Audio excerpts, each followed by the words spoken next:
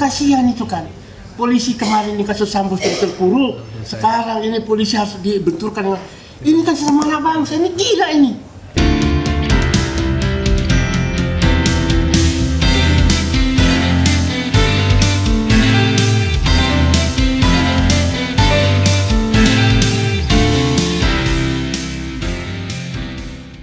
Membahas tentang suatu masalah yang cukup serius bagi masyarakat kita yang baru-baru saja diputuskan oleh pemerintahan rejim Jokowi, yaitu kenaikan BBM.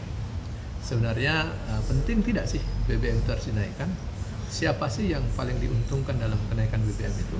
Apakah dengan BBM itu rakyat akan makin sejahtera, atau justru rakyat akan makin susah? Atau justru negara ini akan makin berjaya dengan naikkan BBM? Baik, kita akan berbincang dengan Bang Ardi langsung. Assalamualaikum Bang Muslim. Waalaikumsalam. Gimana kabarnya? Baik, alhamdulillah. Alhamdulillah. Ya, kabar tentang kenaikan BBM ini menggembirakan atau menggelisahkan ini? Jadi kalau bulan September itu kan ada lagu Vina Panduwinata, September Ceria.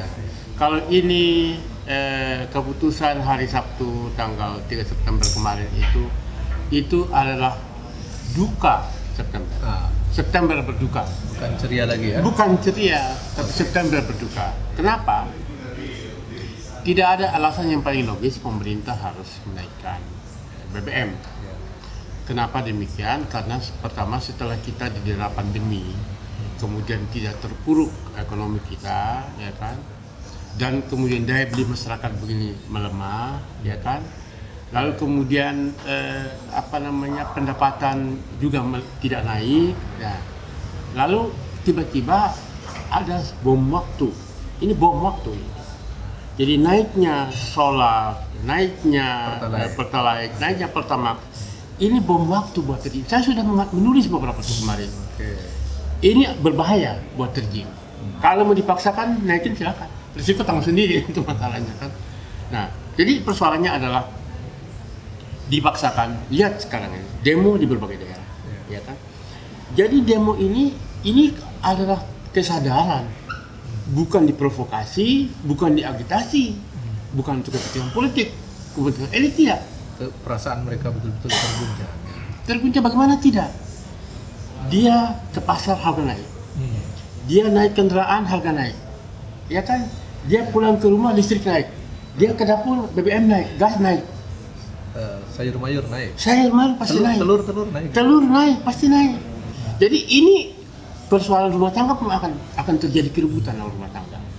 Dan ini adalah menciptakan satu malapetaka sosial.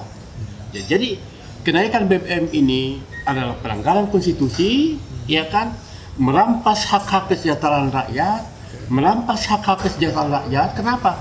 Kalau sudah susah, sudah miskin, bagaimana dia bisa hidup sejahtera? Bagaimana bisa cerdas? Kan itu masalahnya kan.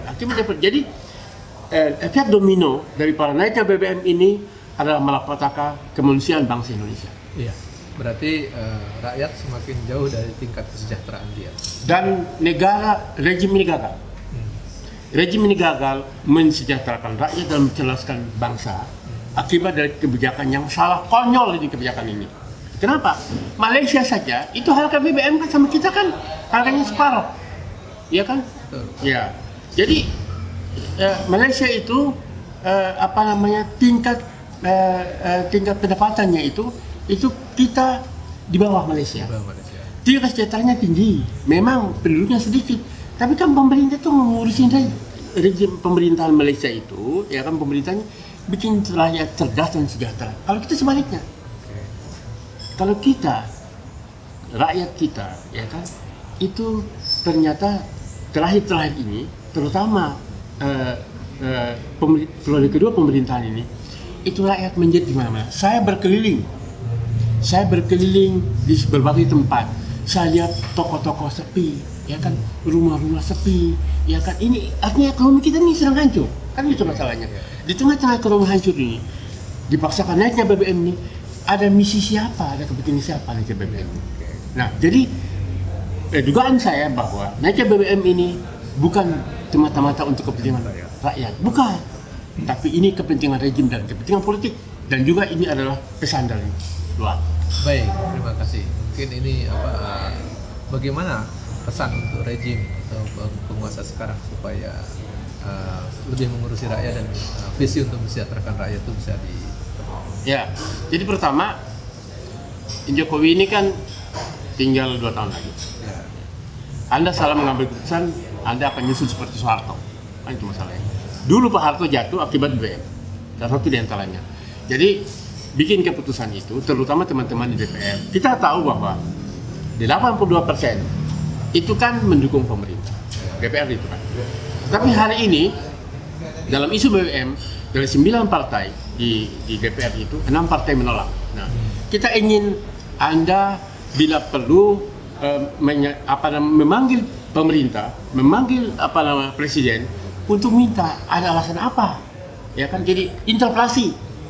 Jadi kita minta DPR untuk menggunakan hak-hak politik, menggunakan hak-hak politiknya sebagai wakil rakyat untuk bertanya kepada pemerintah ini maksudnya apa nih, kan gitu ya.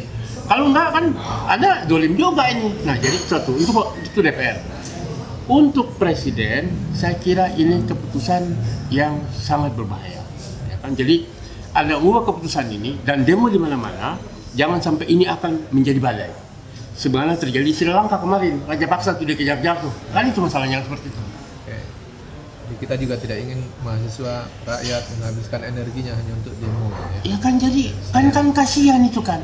Polisi kemarin ini kasus Sambo terpuruk, sekarang ini polisi harus dibenturkan. Ini kan sama anak bangsa, ini gila ini. Itu masalah seperti itu. Nah, jadi kita minta dengan sadar, ya kan, agar supaya Presiden Joko Widodo mengubah keputusan, mumpung belum terlambat, ya kan. Kalau tidak, ini akan menjadi badai, tsunami akan menggulung Anda.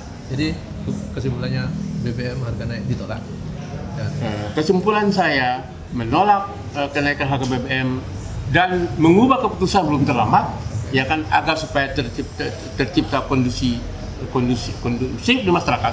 Kalau tidak, ini akan menjadi bola-bola politik yang akan berbahaya buat kelangsungan kekuasaan maupun bangsa sendiri. Baik, terima kasih Bang Musnadi. Ini wujud dari kecintaan kita sebagai anak negeri ini, cinta kepada masyarakat supaya juga mereka tidak tersiksa dengan kesulitan-kesulitan. Juga cinta kepada negeri ini dan pemerintah kita supaya mereka tidak melakukan kebijakan yang keliru makin jauh dan membesarkan rakyat.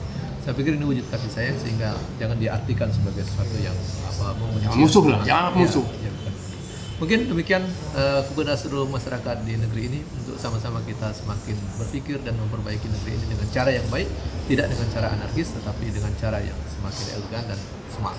Terima kasih. Assalamualaikum warahmatullahi wabarakatuh. Waalaikumsalam.